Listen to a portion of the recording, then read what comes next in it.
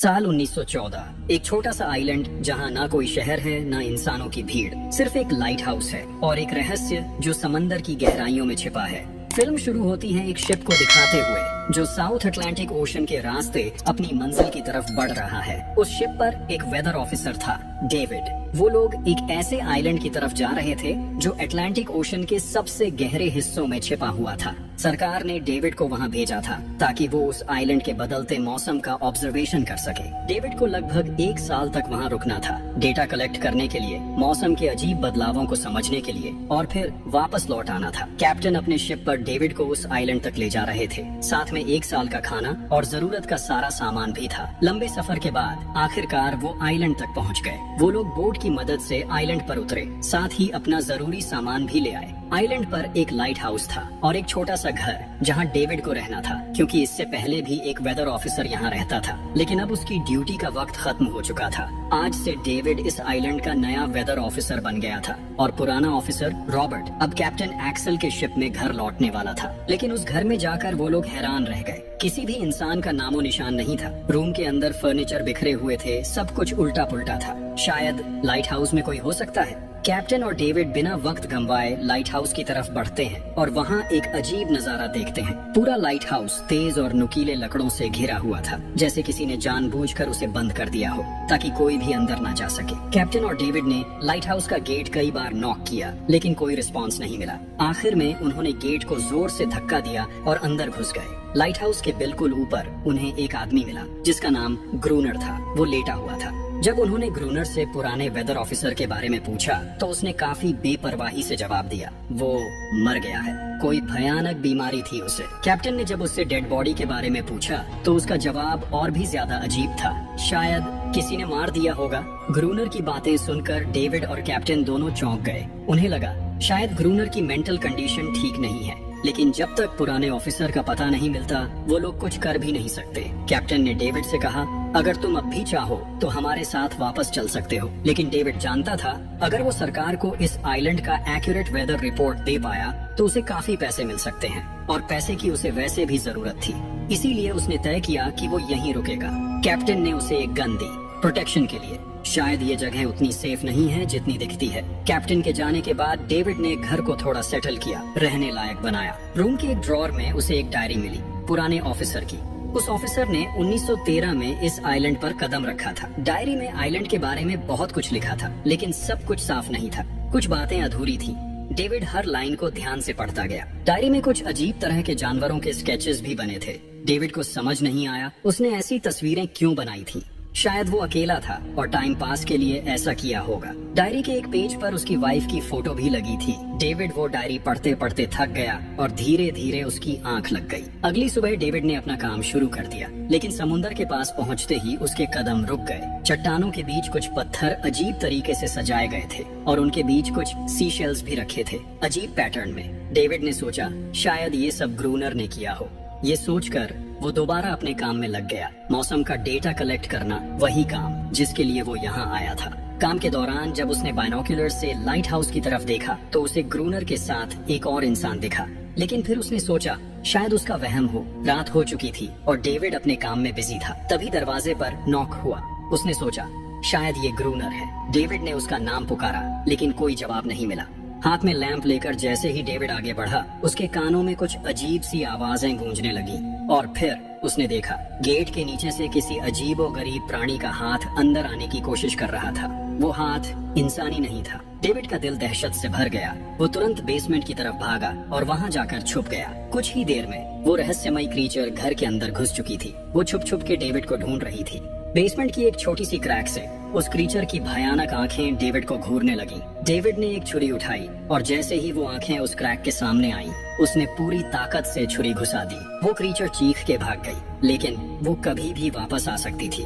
David ने basement का gate मजबूती से बंद किया, रस्सी से कस के बांधा और पूरी रात वहीं जागकर बिताई। दहशत के साए में। अगली सुबह जब डेविड घर से बाहर गया तो उसने रेत पर कुछ निशान देखे, पैरों के निशान, पर इंसान जैसे नहीं थे। बिल्कुल साफ था ये किसी इंसान का काम नहीं था। वो निशान सीधे समुंदर की तरफ जाकर खत्म हो गए थे। अब डेविड को सब समझ आ गया था क्यों ग्रूनर ने लाइट हाउस के चारों ओर नुकीले लकड़े लगाए थे, शायद उसी अजीब क्रीचर के लिए। और अब डेविड जान गया ये घर उसके लिए बिल्कुल भी सेफ नहीं है। शायद वो क्रीचर आज रात फिर से लौट कर आएगा। डर के मारे डेविड लाइट हाउस की तरफ दौड़ता है। ग्रूनर को चिल्लाकर कहता है, गेट खोलो, मुझे अंदर आना है। लेकिन ग्रूनर उसे अंदर नहीं आने देता और कहता है, तुझे तो उस शिप के साथ लौट जाना चाहिए था। डेविड निराश होकर वापस लौटता है, लेकिन अब उसे अपना घर सुरक्षित बनाना होगा। उसने घर की हर एक विंडो को लकड़ी से बंद कर दिया, हर तरफ नुकीले लकड़ों से घेरा बनाया और गेट के बाहर पुराने कागज और किताबें रखी। फिर उन पे तेल छिड़क दिया ताकि अगर वो क्रीचर वापस आए तो उसे आग से डरा के भगाया जा सके। लेकिन एक बात थी जो डेविड अब तक नहीं जानता था, और ये बात उसे आज रात पता चलने वाली थी। किस्मत से उसे घर के अंदर एक पुराना बॉक्स मिला। उस बॉक्स में एक गन थी और बहुत सारी बुलेट्स। ये देखकर उसे थोड़ी हिम्मत मिली, लेकिन डर अब भी जिंदा था। जैसे जैसे सूरज ढलने लगा, रात का अंधेरा हर तरफ छा गया। डेविड गन हाथ में लिए घर के एक कोने में चुपचाप बैठा था। उसकी सांसें तेज थीं। तभी एक अजीब आवाज सुनाई दी, और जब डेविड ने खिड़की की तरफ कदम बढ़ाया तो जैसे उसके पैरों के नीचे से जमीन ही खिसक गई। सिर्फ एक नहीं, पानी में से कई सारी वही अजीबो गरीब क्रीचर्स उठती हुई नजर आईं, और सब उसके घर की तरफ बढ़ रही थी। कुछ ही देर में वो गेट को तोड़ने की कोशिश करने लगे। डेविड ने तुरंत गोलियां चलानी शुरू की। कुछ क्रीचर्स गिर गए, लेकिन बाकी और भी ज्यादा हिंसक हो गए। वो अब घर के अंदर घुसने की कोशिश कर रहे थे। जैसे जैसे उनकी तादाद बढ़ने लगी, डेविड ने बिना वक्त गंवाए गेट के बाहर रखे कागजों और पुरानी किताबों को आग लगा दी। आग देखकर वो क्रीचर्स डर के मारे वापस समुंदर में लौट गए। लेकिन अब वही आग डेविड के घर तक पहुंच चुकी थी। घर में आग लग चुकी थी, और क्योंकि पूरा घर लकड़ी का बना था, आग बिजली की तरह फैल गई। डेविड ने तुरंत एक चादर में लपेटकर खुद को बचाया, गेट तोड़कर बाहर निकला और लाइट हाउस के पास एक बड़े पत्थर के पीछे छुप गया। उसका दायां हाथ बुरी तरह जल चुका था। किस्मत से उसी वक्त बारिश शुरू हो गई। आग धीरे धीरे बुझने लगी, लेकिन पूरी रात की बारिश के बाद भी सुबह तक डेविड अपना घर नहीं बचा पाया। पूरा घर जलकर लगभग राख हो चुका था। अब अगर डेविड को जिंदा रहना है तो उसे लाइट हाउस में पनाह लेनी होगी। उसने अपनी राइफल उठाई और लाइट हाउस के पास के पत्थरों के बीच छुप गया। जब ग्रूनर पानी भरने के लिए लाइट हाउस से बाहर निकला तो डेविड उसके पीछे पीछे चल दिया। इरादा था उसे गन पॉइंट पर ले जाकर लाइट हाउस के अंदर घुसने का, लेकिन अचानक जब ग्रूनर ने उस पर गन तानी, तभी एक अजीब सा क्रीचर जो ग्रूनर के पास ही था उस पर हमला कर दिया। वो क्रीचर ग्रूनर का रक्षक था। ग्रूनर ने तुरंत डेविड को रोका और कहा, ये मेरा पालतू है। डेविड ने गोली नहीं चलाई, लेकिन एक शर्त रखी, अगर जिंदा रहना है तो लाइट हाउस में रहने दिया जाए। उसके पास 1 साल के लिए काफी गन पाउडर था और इतना खाना भी था कि दोनों बच सके। ग्रूनर कुछ देर चुप रहा, फिर धीरे से हाँ कर दी। शाम होने से पहले दोनों बचा हुआ खाना लेकर लाइट हाउस लौट आए। अगली सुबह वो क्रीचर चुपचाप डेविड का हाथ चाट रहा था, जबकि डेविड गहरी नींद में था, और कुछ ही देर में उसका हाथ काफी हद तक ठीक हो गया। ये सब डेविड के लिए एक शौक था, लेकिन जो आंखों के सामने हो रहा था उस पर यकीन करना मुश्किल था। लाइट हाउस के टॉप पर डेविड ने देखा ग्रूनर उन बुलेट्स को काउंट कर रहा था जो उन्हें गन से मिली थी, और वो क्रीचर अपने तरीके से ग्रूनर की मदद भी कर रहा था। इसका मतलब ये था कि ये जानवर वायलेंट नहीं है। डेविड अब ग्रूनर से उसके बारे में और जानना चाहता था, और फिर ये सब दुनिया के सामने लाना चाहता था, क्योंकि ये किसी मिरेकल से कम नहीं था। एक अजीब सी फीमेल क्रीचर समंदर के गहरे अंधेरों से उनके सामने थी। अगर इस क्रीचर का सच दुनिया के सामने आता तो डेविड और ग्रूनर दोनों दुनिया भर में मशहूर हो जाते। लेकिन ग्रूनर को ये सब नहीं चाहिए। वो इस आइलैंड से कहीं नहीं जाना चाहता। ग्रूनर के पास कोई अपना नहीं था। उसके हिसाब से सोसाइटी में कोई भी अकेला नहीं रह सकता। हर किसी को किसी न किसी का गुलाम या नौकर बन के रहना पड़ता है। इसीलिए उसके लिए ये आइलैंड परफेक्ट था। ये जगह जहाँ वो अपने आप को एक किंग समझता था, अपनी मर्जी का मालिक। इसी वजह से उसने आइलैंड के कई हिस्सों में लिख दिया था, ग्रूनर इज किंग। लेकिन वो अजीब सी फीमेल क्रीचर उसकी पालतू कैसे बन गई? असल में एक बार ग्रूनर ने उसकी जान बचाई थी। वो गलती से अपने फिशिंग नेट में फंस गई थी। तब वो क्रीचर छोटी थी और उस दिन के बाद से ग्रूनर के साथ ही रह गई। उसकी हर बात माननी शुरू कर दी। लेकिन ग्रूनर एक गुस्से वाला इंसान था और उसने कभी भी उस क्रीचर के साथ इंसानियत से बिहेव नहीं किया। उसके साथ रेगुलर फिजिकल रिलेशन रखता था। एक बार उस क्रीचर ने ग्रूनर पर हमला भी किया और उसके बदले में ग्रूनर ने उसे सजा दी, एक ऐसी सजा जिसके बाद वो क्रीचर अपने आप को ग्रूनर की नौकरानी समझने लगी। शायद इसी वजह से हर रात वो क्रीचर्स समंदर से बाहर आते हैं उसे वापस ले जाने के लिए, लेकिन वो क्रीचर्स दिन के उजाले में अटैक नहीं कर सकते। खैर, डेविड अब यहाँ और नहीं रहना चाहता। वो किसी आने वाले शिप को सिग्नल भेजकर ये जगह छोड़ देना चाहता है, लेकिन ये काम इतना आसान नहीं था। ग्रूनर का कहना था कोई भी शिप इस आइलैंड तक नहीं आती, लेकिन डेविड उसकी बात पर विश्वास नहीं करता। उसे यहाँ रहना अब बिल्कुल भी अच्छा नहीं लग रहा। उसे यहाँ घुटन सी महसूस हो रही है। वो जल्दी से जल्दी ये जगह छोड़ना चाहता है। शाम होने लगी है। ग्रूनर उसे कहता है गन लेकर रेडी हो जा, क्योंकि वो क्रीचर्स कभी भी हमला कर सकते हैं। वो लाइट हाउस की लाइट ऑन करने के लिए तैयार हो जाते हैं और कुछ ही देर में समंदर से एक बड़ी तादाद में क्रीचर्स निकलकर बाहर आते हैं। वो लाइट हाउस की तरफ बढ़ते जा रहे हैं। ग्रूनर उन पर लगातार फायर करता जा रहा था, लेकिन डेविड पूरी तरह से डर गया था। वो लाइट हाउस के अंदर की तरफ पीछे हटने लगा। ग्रूनर के बार बार कहने के बाद भी वो बस एक कोने में चुपचाप बैठा रहा और कुछ ही देर में डेविड बेहोश हो गया। ग्रूनर अकेला उन क्रीचर्स से लड़ता रहा। अगली सुबह ग्रूनर ने गुस्से में उसे उठाया और कहा, अगर तुझे लाइट हाउस में रहना है तो मेरी हर बात माननी पड़ेगी। रोजाना पानी भर के लाना, लाइट हाउस के छोटे बड़े काम करना और रात को उसके साथ गार्ड ड्यूटी भी देना। चाहे डेविड चाहे या ना चाहे, ये सब करना उसके लिए मजबूरी बन गई थी। जिंदा रहने के लिए उसे लाइट हाउस में रहना ही पड़ेगा। डेविड अब ग्रूनर के सारे काम करने को तैयार था, लेकिन एक चीज थी जो उसे कभी पसंद नहीं आई। रोज रोज उस फीमेल क्रीचर को अलग अलग तरीकों से फिजिकली टॉर्चर करना। लेकिन जो इंसान सालों से इस सुनसान आइलैंड पे अकेला रह रहा हो, उसका मेंटल स्टेट थोड़ा बिगड़ना बनता है। डेविड भी कुछ ऐसा ही सोचता है। शायद ग्रूनर का दिमाग अब ठीक नहीं है, लेकिन फिर भी उसकी बात माननी पड़ती है। रात होती है, दोनों फिर से गार्ड ड्यूटी के लिए तैयार हो जाते हैं और एक बार फिर वो क्रीचर्स समंदर से निकलकर बाहर आते हैं। लेकिन आज डेविड को डर नहीं लग रहा।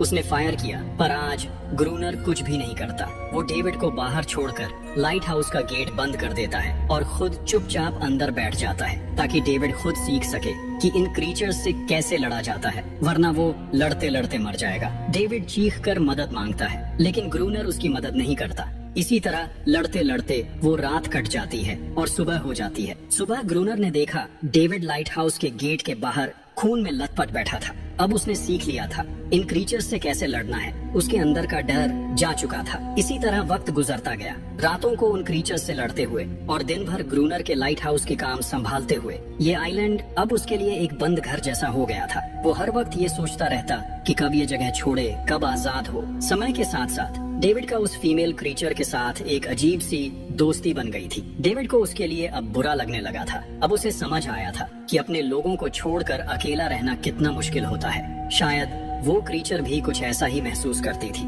डेविड ने उस क्रीचर को एक नाम भी दिया, एनेरियस। और फिर एक दिन उन्होंने देखा कि उन क्रीचर्स के अटैक्स धीरे धीरे कम हो रहे हैं। डेविड सोचता है शायद सर्दियों में वो कहीं और चले जाते हैं, जैसे वेल्स करती हैं, या फिर शायद उन्हें समझ आ गया था इन दोनों से लड़कर कुछ नहीं मिलेगा। लेकिन ग्रूनर ने उसे साफ कह दिया, बिल्कुल नहीं, वो फिर से अटैक करेंगे। अब वो खुद को रिप्रोड्यूस कर रहे हैं, उनकी तादाद बढ़ती जा रही है। कुछ और दिन ऐसे ही गुजर गए। एक रात डिनर के बाद ग्रूनर और डेविड ने वक्त काटने के लिए चेस खेलना शुरू किया, लेकिन यहीं पे ग्रूनर से एक बड़ी गलती हो गई। वो दोनों खेल में इतने उलझ गए कि लाइट हाउस की लाइट्स ऑन करना ही भूल गए और अंधेरे का फायदा उठाकर क्रीचर्स ने उन पे अटैक कर दिया। डेविड ने देखा वो क्रीचर्स अब ब्रीड कर चुके हैं। उनकी तादाद इतनी ज्यादा थी कि दो लोग मिलकर भी ज्यादा देर तक नहीं लड़ सकते थे।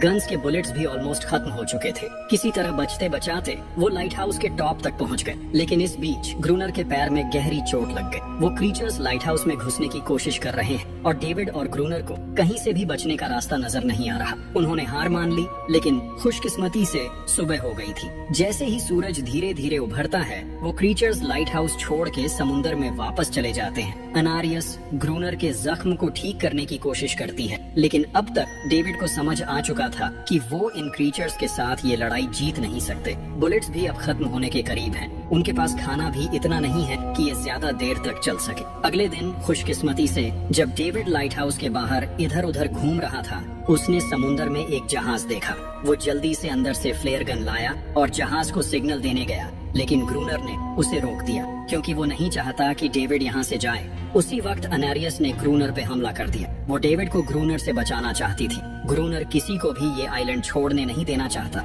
ये आइलैंड उसकी अपनी दुनिया है, जहाँ वो एक किंग की तरह रहता है। एक सर्वेंट है जो उसकी हर बात मानती है। वो इस जिंदगी को छोड़कर शहर वापस नहीं जाना चाहता और वो डेविड को भी जाने नहीं देना चाहता। इतने टाइम से अकेला रहने के बाद अब उसके पास कोई था जिससे वो बात कर सकता था। धीरे धीरे वो शिप डेविड की आंखों के सामने समुद्र में गायब हो गई। अब उसके पास कुछ भी करने को नहीं था। ऐसे ही कुछ और दिन बीत गए। ग्रूनर, डेविड और अनारियस दोनों के साथ अब भी बुरा बर्ताव कर रहा था, लेकिन अनारियस को वो खास तौर पे मारता था, जो डेविड को बिल्कुल पसंद नहीं था। एक दिन डेविड ने अनारियस को एक छोटी टॉय बोट गिफ्ट में दी, जो उसने वेल की हड्डियों से बनाई थी। शायद इससे अनारियस का मन थोड़ा हल्का हो जाए। लेकिन जब अनारियस ने उस बोट को देखा तो वो डेविड को आइलैंड के एक ऐसे कोने में ले गई जहाँ वाकई एक असली बोट रखी थी। जब डेविड ने उस बोट के बारे में ग्रूनर से पूछा तो उसने कहा हाँ, उसे ऑलरेडी पता था कि आइलैंड के उस हिस्से में एक बोट है। कुछ महीने पहले एक आर्म्स स्मगलिंग शिप जो बहुत सारा गोला बारूद ले जा रही थी, समुद्र में आई तूफान की वजह से इसी आइलैंड के पास डूब गई थी। कुछ लोग इस आइलैंड तक बोट के थ्रू जिंदा पहुंच गए थे, लेकिन सुबह होने से पहले उनमें से कोई भी जिंदा नहीं बचा। सभी उस क्रीचर का शिकार बन गए। ये सब सुनते ही डेविड के दिमाग में एक प्लान आया। उनके पास एक डाइविंग सूट जैसा कुछ था। अगर उनमें से कोई उस सूट को पहनकर समुद्र के उस हिस्से में डाइव करे तो हो सकता है उन्हें कोई बुलेट्स या डायनामाइट मिल जाए, जिससे उन मॉन्स्टर्स से लड़ना आसान हो जाए। लेकिन ग्रूनर ने इस बात से सीधा मना कर दिया। वो उस समुद्र के पास भी नहीं जाना चाहता था, पर डेविड अपनी जान के खतरे पर भी ये काम करने को तैयार था। कुछ और दिन इसी तरह गुजर गए। डेविड और अनारियस के बीच एक गहरा कनेक्शन बनने लगा। डेविड उसे पसंद करने लगा था। ये सब ग्रूनर ने चुपके से देख लिया और उसी वक्त पहली बार उसके मन में ये ख्याल आया, शायद उसे डेविड की मदद करनी चाहिए। लेकिन ग्रूनर का असली इरादा कुछ और ही था। वो चाहता था कि डेविड उसकी मदद से समुद्र के नीचे रखे डायनामाइट के बॉक्सेस वापस सरफेस तक ले आए और उसके बाद उसे वही समुद्र में अकेला छोड़ दे, ताकि वो क्रीचर्स उसे मार दें। इस तरह डायनामाइट भी उसके पास आ जाएगा और अनारियस फिर से उसकी गुलाम बनकर रह जाएगी। दोनों उस जगह पहुंच गए। डेविड ने डाइविंग सूट पहना और समुद्र के नीचे उतर गया। शिप पूरी तरह तबाह हो चुकी थी, लेकिन किस्मत अच्छी थी, उन्हें कुछ डायनामाइट के बॉक्सेस मिल गए। तभी अचानक सामने आ गए वो क्रीचर। डेविड घबरा गया और गिर पड़ा। आयरन डाइविंग सूट इतना भारी था कि वो हिल भी नहीं पा रहा था। वो ग्रूनर को ऊपर सिग्नल भी नहीं भेज पाया। ग्रूनर को लगा कि शायद वो क्रीचर्स डेविड को मार चुके हैं, लेकिन असल में वहाँ सिर्फ 2 छोटे बच्चे थे। डेविड ने पानी के नीचे प्रेशर बनाया और अपना डाइविंग सूट वहीं छोड़ दिया। वो सरफेस तक खुद तैर कर आ गया। उन्हें वहाँ कुछ पुरानी बॉक्सेस मिले जिनमें डायनामाइट थे। उन्होंने लाइट हाउस के आसपास 2 लेयर्स में डायनामाइट बिछा दिया, ताकि जब अगला हमला हो तो वो मॉन्स्टर्स को एक ही बार में खत्म कर सके। कुछ महीने बीत गए और बर्फ गिरने लगी, लेकिन एक बार फिर वो क्रीचर्स गायब हो गए। अटैक बंद हो चुके थे। अब उनका मेन काम था लाइट हाउस चलाना और हमेशा की तरह पहरा देना। ग्रूनर का सब्र अब टूट चुका था। शायद अनेरियस ने उन मॉन्स्टर्स को डायनामाइट वाले प्लान के बारे में बता दिया था, इसीलिए अब वो अटैक नहीं कर रहे थे। ग्रूनर गुस्से से पागल हो गया और एनेरियस को पीटना शुरू कर दिया, लेकिन डेविड ने उसे रोक लिया। आखिर में दोनों ने मिलकर एक नया प्लान बनाया, लाइट हाउस का मेन गेट खुला छोड़ने का, ताकि जैसे ही वो क्रीचर्स पास आए डायनामाइट से उड़ा दिए जाएं। कुछ ही देर में वो क्रीचर्स समुद्र से बाहर निकलने लगे। वो सीधे मेन गेट की तरफ बढ़े और अंदर घुसते ही डेविड पर हमला कर दिया। डेविड भी हिम्मत दिखाता है और उन मॉन्स्टर्स से टकराता है। जैसे ही वो क्रीचर्स लाइट हाउस के पास पहुंचते हैं, ग्रूनर डायनामाइट का लीवर दबा देता है, लेकिन ब्लास्ट नहीं होता। डेविड ने उसका कनेक्शन खोल दिया था। वो उसे दोबारा जोड़ना भूल गया था। डेविड तुरंत ऊपर भागता है और डायनामाइट का वायर जोड़ना शुरू करता है। तब तक वो क्रीचर्स लाइट हाउस पर चढ़ने की कोशिश कर रहे होते हैं, जिन्हें सिर्फ ग्रूनर रोकने की कोशिश कर रहा होता है, अकेला। जैसे ही कनेक्शन पूरा होता है, डेविड पहला लेयर उड़ा देता है। कई क्रीचर्स ब्लास्ट में खत्म हो जाते हैं, लेकिन अभी भी काफी मॉन्स्टर्स लाइट हाउस पर हमला करने के लिए रेडी होते हैं। इस वजह से ग्रूनर दूसरा लेयर भी ब्लास्ट कर देता है। दोनों इस भयानक धमाके में बेहोश हो जाते हैं। अगली सुबह जब दोनों होश में आए, एनेरियस वहाँ नहीं थी। मरे हुए क्रीचर्स चारों तरफ बिखरे पड़े थे। ग्रूनर उन सबको मार रहा था जो जिंदा थे लेकिन जख्मी। तभी डेविड की नजर उनमें से एक के गले में लटके एक नेकलेस पर पड़ती है और उस मोमेंट पर डेविड को अपनी सबसे बड़ी गलती का एहसास होता है। जिन क्रीचर्स को वो अब तक वायलेंट समझते आए थे, वो भी इंसानों की तरह सिविलाइज्ड थे, सिर्फ बोल नहीं सकते थे। शायद उनका लाइट हाउस पर हमला करना किसी वजह से था, लेकिन ग्रूनर के लिए ये सब बेकार बातें थी। उसके लिए वो इस आइलैंड का किंग था और हर किसी को उसका हुक्म मानना पड़ता था। उस दिन के बाद वो क्रीचर्स फिर कभी वैसे अटैक नहीं कर पाए, लेकिन हर दिन समुंदर के किनारे से एक रोती हुई आवाज आती थी। डेविड को अब तक नहीं पता था कि उन्होंने कितना बड़ा नुकसान कर दिया था, कितनी फैमिलीज टूट गईं, कितने बच्चों ने अपने लोग खो दिए, सिर्फ एक गलतफहमी की वजह से। अगले दिन डेविड ने समुंदर में उन क्रीचर्स के कुछ छोटे छोटे बच्चों को देखा, वो सब जिन्होंने अपने परिवार खो दिए थे। डेविड ने पत्थरों का एक गोल सर्कल बनाया और उसके बीच में वो छोटी टॉय बोट रख दी ताकि एनारियस वापस लौट आए। लेकिन कितना भी इंतजार किया, एनारियस कभी वापस नहीं आई। एक सुबह डेविड ने देखा ग्रूनर बेहोश पड़ा था। उसके आसपास कुछ पुरानी चीजें रखी थी, उनमें एक पुरानी तस्वीर भी थी। और जैसे ही डेविड ने उस तस्वीर को देखा, वो हैरान रह गया। वो लड़की जिसका फोटो उसने पहले दिन ग्रूनर की डायरी में देखा था, वो कोई और नहीं, उसकी पत्नी थी। ग्रूनर की एक वाइफ थी और वो इस लाइट हाउस का वेदर ऑफिसर था जो लगभग 1 साल पहले इस आइलैंड पर आया था। उसका असली नाम रॉबर्ट था, लेकिन उसने अपना नाम बदल लिया था क्योंकि अब वो कभी ये आइलैंड छोड़ना नहीं चाहता था। ये सब देखकर डेविड ने भी ये उम्मीद छोड़ दी कि वो कभी इस आइलैंड से जा पाएगा। अगले दिन शाम को जब डेविड समुंदर के किनारे गया, उसने देखा कि उस सर्कल में रखी छोटी बोट अब वहाँ नहीं थी, लेकिन उसी जगह पर उसने एक क्रीचर का छोटा सा बच्चा देखा जिसके हाथों में वो बोट थी। डेविड ने अपनी टॉर्च उस सर्कल के बीच में फेंक दी ताकि वो दिखाए कि उसका इरादा लड़ने का नहीं है, उसे किसी को चोट नहीं पहुंचानी, वो उनके साथ दोस्ती करना चाहता है। कुछ ही देर बाद समुंदर की लहरों से एनारियस निकलती है और उसके पीछे पूरा क्रीचर्स का ग्रुप भी समुंदर से उभर आता है। लेकिन इस बार कोई भी डेविड पर अटैक नहीं करता क्योंकि वो भी अब शांति चाहते हैं। उनका इरादा सिर्फ एक सेफ जगह पाने का था, अपने बच्चों के लिए, जो हर एक जानवर करता है। उन्हें इस आइलैंड पे इंसानों की अचानक एंट्री बिल्कुल पसंद नहीं आई, इसलिए उन्होंने हर रात अटैक किया। लेकिन ये बात ग्रूनर को कौन समझाए, वो तो अब भी खुद को इस आइलैंड का किंग मानता है। ग्रूनर लाइट हाउस से बाहर आता है, हाथ में बंदूक लेकर। डेविड उसे समझाने की कोशिश करता है, ये क्रीचर्स लड़ना नहीं चाहते, ये शांति चाहते हैं। लेकिन ग्रूनर किसी की नहीं सुनता। वो एनारियस को चीख कर कहता है, अंदर चली जाओ। लेकिन ये पहली बार था जब एनारियस ने उसकी बात नहीं मानी, क्योंकि अब वो उसकी नौकरानी नहीं रही, अब वो सिर्फ एक माँ थी जो अपने बच्चों के लिए खड़ी थी। ग्रूनर अंदर से कमजोर महसूस करने लगता है क्योंकि अब कोई भी उसका हुक्म नहीं मान रहा था। गुस्से में उसने लाइट हाउस की तरफ कदम बढ़ाए। डेविड को लगा शायद ग्रूनर को अब समझ आ गया होगा कि हर एक जानवर आजादी चाहता है, कोई भी किसी का गुलाम बनकर नहीं जीना चाहता। लेकिन ग्रूनर समझदार इंसान नहीं था। जैसे ही वो लाइट हाउस पहुंचा, उसने सिग्नल गन से एक फ्लेयर छोड़ी जो सीधा जाकर एक छोटे क्रीचर के बच्चे से टकरा गई। उस बच्चे की तुरंत मौत हो गई। सभी क्रीचर्स डर के मारे भाग गए और एनारियस ने भी डेविड पर से अपना पूरा भरोसा खो दिया। गुस्से से पागल डेविड तुरंत लाइट हाउस की तरफ भागता है और ग्रूनर से टकरा जाता है, उससे लड़ने लगता है। क्यों किया तूने ये सब? ये लोग तो बस शांति चाहते थे। लेकिन ग्रूनर इतना वायलेंट हो चुका था कि उसने डेविड को मारने का फैसला कर लिया। हाथ में एक्स लेकर जैसे ही वो डेविड पर वार करने जा रहा था, डेविड ने उसे उसके असली नाम से पुकारा,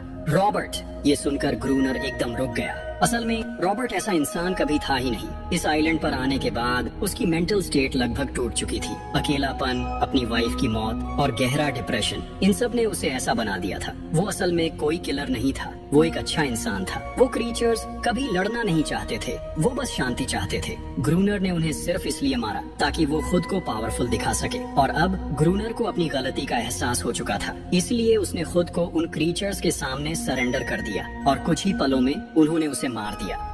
डेविड लाइट हाउस के अंदर खुद को लॉक कर लेता है। वक्त ऐसे ही बीतता चला जाता है और 1 साल बाद आइलैंड पर एक गवर्नमेंट ऑफिसर आता है, साथ में एक नया वेदर ऑफिसर भी होता है। डेविड को वहाँ से ले जाया गया और अब नए गवर्नमेंट ऑफिसर ने इस आइलैंड पर वेदर मॉनिटर करना शुरू किया। लेकिन उस ऑफिसर को लगा कि डेविड ही ग्रूनर है और डेविड ने भी उनकी इस गलतफहमी को ठीक नहीं किया। वो चुपचाप बैल्कनी पर गया और खड़ा